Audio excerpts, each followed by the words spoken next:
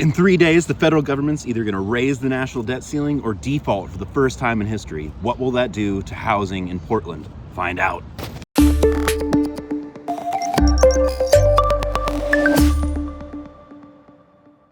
Hey everyone, thanks for joining us. You got Johnny and Angela here from the Hatch Homes Group, and it's our Monday housing market update. Before we get into it, remember to like and subscribe if you are liking what you're seeing. So we are going to talk about the hot topic right now. This is what everyone wants to know, perspective on the debt ceiling.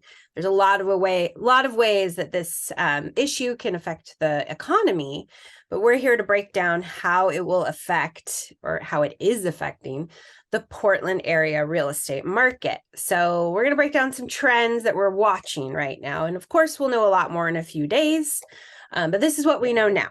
Seller motivation's already been hit with high interest rates. We've been seeing that for the last year, right? Well, this last week, we were actually down in the greater Portland area, 200 listings from the week before to now, which is quite a bit. Now, it is Memorial Day, so holidays always have an effect on that, but this has an effect on it too. So it's kind of like just another ingredient to what's going on, and it's going to be really interesting to see what next week yields for new listings. Yeah, absolutely. Less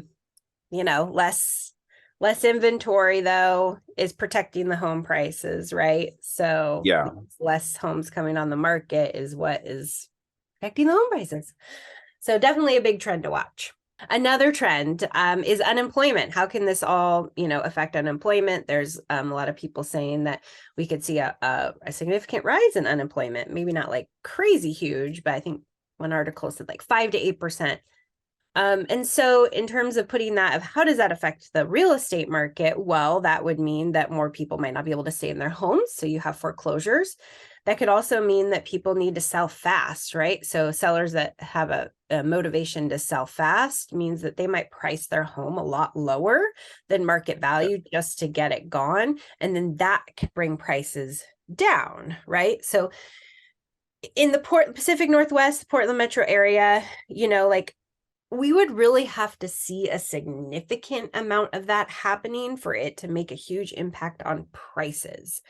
And that's the biggest thing. I mean, even when we had high interest rates, low consumer confidence back in the fall of last year, people were like, oh, this is going to, have all these people that are going to sell their homes for less, and it's going to drag the market down. Well, that didn't happen, right? Prices still have modestly gone up since that all happened. And so again, there would have to be something really significant in order for that to truly affect the prices substantially. What about the stocks? Okay, so that's another trend, right? Like stock markets are going to go down. Stocks have already been hit, pretty bad. That affects, people wanting to pull out money and pay cash for properties. I've got a few clients right now. They're like, just doesn't make sense. Why am I going to pull out stocks right now when they're down? I'm like, I get that. So that could affect, and that really, we saw that again. We saw that when the market shifted back in fall, it really affects consumer confidence. So when you have low consumer confidence, then you have a slower market and home prices just not going up as much as they would normally. Right. And the big one, more interest rate hikes, going bigger, going higher. We've all seen what the interest rate hike over the last year did, and it would safe to say it could go higher. But going from it's not going to be as much of the shock to the system, right? When we went from the low threes to 7, that was a big jolt, and mighty fast. People out, right? Like straight up knock people out of the market.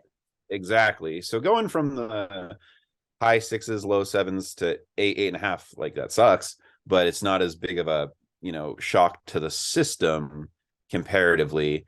And those rate buy downs could be one saving grace for a lot of people, just whether it's a first time buyer or anyone, being able to buy down that rate to combat these interest rates.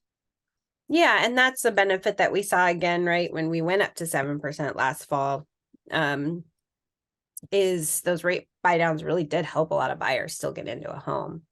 And there's Yeah. people that still need to move, right? That will And never there's change. right, and there's still people who are going to have stable jobs, so there could still be a first-time buyer with a stable job who might not have to compete against a cash buyer and can use a buy down to get into a place. Exactly. So bottom line, I mean, even with all this happening, we're still seeing multiple offers, right? So like we're still seeing some competitiveness. And at the same time, we're also seeing homes sit on the market a little bit longer, and we're seeing buyers be able to negotiate with the seller.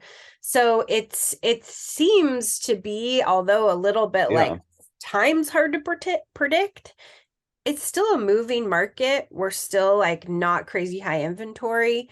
There's still some demand. So don't let it fully freak you out. But of course, we're watching all these things. These are very important trends to watch.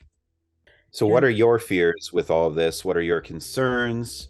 Comment below with all those. Like, subscribe, share the Hatch Homes group, follow us for more information on the local Portland market, and we'll see you next time.